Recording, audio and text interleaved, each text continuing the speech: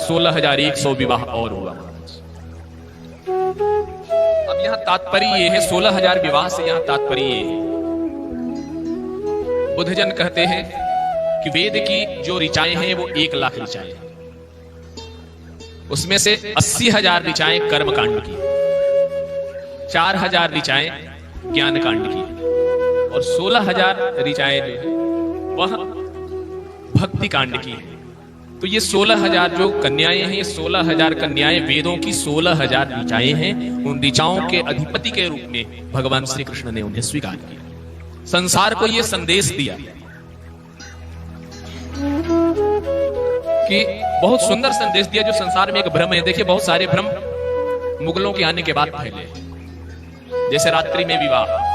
हमारे यहाँ कभी रात्रि में विवाह नहीं होता, हमारे संस्कार रात्रि में होते ही नहीं है, कोई भी रात्रि में संस्कार नहीं होता। रात्रि में तो वेद मंत्र का उच्चारण भी नहीं किया जाना चाहिए, वर्जित। लेकिन मुगलों के आक्रमण के बाद ऐसे वो आतताई, इतना अत्याचार उन लोगों ने किया कि रात्रि में छुप छुप के विवाह करना। अन्यथा विवाह की जो मंगलमयी वेला है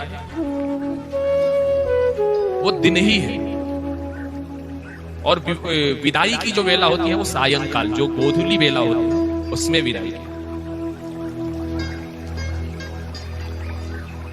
या जहां दिन और रात दोनों का संगम हो रहा उस समय सुमंगली किया जाए। रात्रि में विवाह का कोई विधान नहीं। वैसे ही यहां पे विधवा विवाह का भी प्रमाण आया है और भगवान ने स्वयं इसे सिद्ध किया है 16,100 विवाह कर। एक बड़ी छोटी सी घटना है, थोड़ा सा आप लोग ध्यान दे तो समझ में आ जाएगा कि हम लोग अभी कितने भ्रम में हैं। एक नगर में एक 10 वर्ष का बालक, 11 वर्ष का बालक था। 11 वर्ष की अवस्था में उसका विवाह हो गया 10 वर्ष की कन्या से। विवाह होने के बाद अभी गौना नहीं हुआ था, कन्या अपने घर में ही थी, मायके में थी। 1 वर्ष के बाद वो बालक मर गया। अब ये हुआ कि ये कन्या विधवा हो गई है, इसको सती कर दिया। उसको मायके से ससुराल भेजा जाने लगा। तो अपनी माँ से प्रश्न करती है कि मुझे कहाँ भेजा जाए? तो ससुराल। ससुराल किसे कहते? तो जहां पे विवाह होता है, जिस घर विवाह होता है वो घर ससुराल होता है। तो ये विवाह क्या होता है? तो बताया है कि प्रत्येक कन्या का किसी न किसी बालक के साथ एक संस्कार होता है, पूजा पाठ इत्यादि करके, और वो दोनों वैवाहिक बंधन में बन जाते हैं। फिर वो दोनों साथ में रहते हैं। तुम्हारा भी विवाह हो गया। तो मेरा विवाह कब हुआ? 1 वर्ष पहले। अच्छा, वो जो बहुत लोग आए थे, पूजा पाठ हुई थी, हम लोग मिलकर किए थे, वही? हाँ। तो तुम्हें अपने पति के घर जाना। ये पति क्या होता है? उस कन्या को ये पता नहीं है कि ससुराल क्या होता है, पति क्या होता है, सती क्या होता है, कुछ भी पता नहीं है। सांसारिकता उस कन्या को पता नहीं है, लेकिन उसको सती करने के लिए पूरा समाज लालायित है। ससुराल में भेजा जाता है, वहां जाकर देखती है उस बालक का शव जमीन पे है। पूछती है ये जमीन पे क्यों सोए हैं? तो सोए नहीं है, मर गए। तो ये कौन है? तो ये तुम्हारे पति। उस बालक को ले जाकर के स्मशान में ले गए हैं। इस कन्या को भी अर्थी पे बैठा करके स्मशान में, चिता सजाई गई है, कन्या को उस पे बैठाया गया, उसकी गोद में उसके शव को रख दिया गया। कन्या वहां बैठना नहीं चाहती। ये क्या कर रहे हैं आप लोग? हमें ये लकड़ी पे क्यों बैठा रहे हैं? ये मर गए हैं, इनका सिर मेरे गोद में रख दिया है, क्या करने वाले हैं आप? लोगों ने कहा कुछ नहीं, बस पूजा पाठ करना है, आंख बंद करके ध्यान। महाराज, जो ही कन्या ने आंख बंद करके ध्यान किया, इस क्रूर समाज के लोगों ने उस चिता में आग लगा। और जब आग की लपटें उस कन्या को दग्ध करने लगी, जब उसके शरीर को छूने लगी और वो जलने लगी, तो वहां से चिल्लाते हुए उछल करके भागी है। लेकिन समाज के लोगों ने पुनः उस कन्या को उठाकर उस आग में झोंक दिया। फिर वो भागने का प्रयास करती है, बार बार चिल्लाती है, मुझे क्यों मार रहे हो? मैंने कौन सा अपराध किया है? मुझे जिंदा जला रहे। लोग कुछ भी नहीं बताए, उसको डाल करके बांस से दबा दिया और तब तक दबाए रखे जब तक उसके प्राण थे। जब प्राण निकल गए तब लोगों ने बांस हटाया, जल के भस्म हो गया।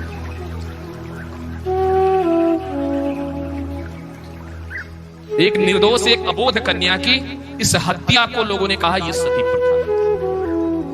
वस्तुतः सती प्रथा का पालन होना चाहिए।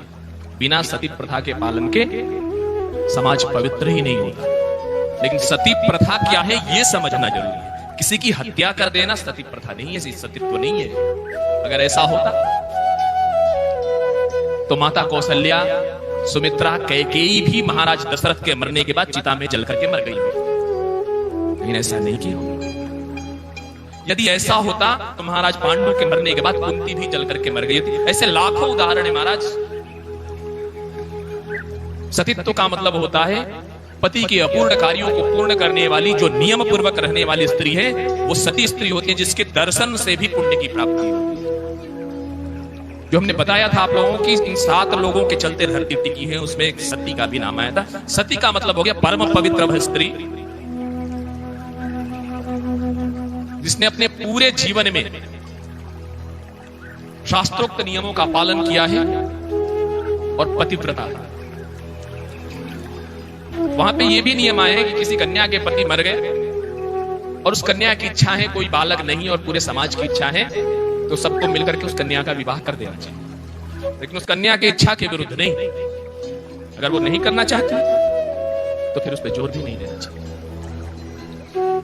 और उससे तुरंत आप पूछेंगे तो वो नहीं उत्तर देगा। ये कुछ समय अंतराल के बाद आदमी जाकर के पूछता है।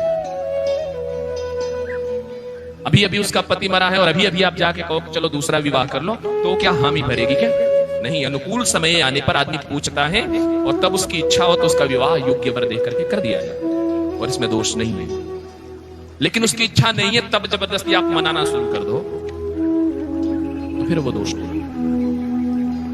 भगवान ने इसका बहुत बढ़िया उदाहरण दिया है। 16,100 विवाह किया है भगवान, सबको लेकर के आए हैं महाराज। अब आगे चल के प्रद्युम्न जी के घर में अनिरुद्ध जी का अवतरण होता है। अनिरुद्ध जी आते हैं। अनिरुद्ध जी के 2 विवाह हुए और दोनों विवाह में भयानक झगड़ा हुआ। एक तो विवाह हुआ था जो रुक्मिणी जी के भाई रुक्मी थे, उनकी नातिन के साथ। उस विवाह में ऐसा हुआ